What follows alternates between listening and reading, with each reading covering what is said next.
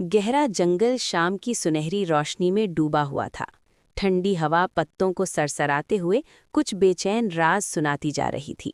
इसी सन्नाटे में एवा नामी एक अकेली लड़की जंगल के तंग मुड़ते हुए रास्ते पर चल रही थी। उसके हाथ में एक छोटा सा बैग और दिल में हल्की सी घबराहट थी। वो बरसों बाद अपने चंद कदम आगे बढ़ने पर धुंध अचानक गहरी हो गई कि साए किसी नामालूम जुबान में सरगोशियां करने लगे। एवा ने खुद को संभाला और चलती रही, यहाँ तक कि उसे दूर कहीं रोशनी की एक लकीर दिखाई दी, जैसे अंधेरे में कोई चिराग जल उठा हो।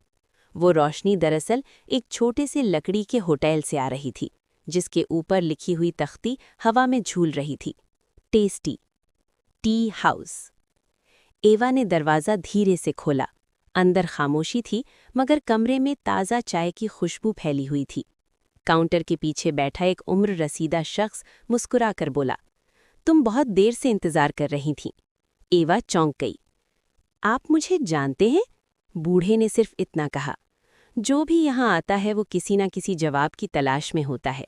अपनी चाय पियो, शायद तुम्हें वो मिल जाए जिसकी तुम्हें ज़रूरत है। एवा ने कप हाथ में लिया। जैसे ही पहला घूंट लिया, उसके जहन में पुरानी यादें बिजली की तरह रोशन होने लगीं। जंगल का खोया हुआ रास्ता, उसकी बचपन की एक पुरानी दोस्त और वो दिन जब वो अचानक यहाँ गुम हो गई थीं। दिल की धड़कन तेज हो गई। उसने कप रखा और बाहर भागने लगी, मगर दरवाजे पर पहुंचकर देखा, जंगल गायब, रास्ता गायब, सिर्फ धुंध और खामोशी बाकी। पीछे से बूढ़े की आवाज़ आई, जो जवाब मिल जाए वो रास्ते बदल देता है। अब फैसला तुम्हारा है एवा। एवा ने पलट कर देखा, मगर होटल भी गायब था। सिर्फ एक पुरअसरार खुशबू तेज चाय की हवा में तैर रही थी।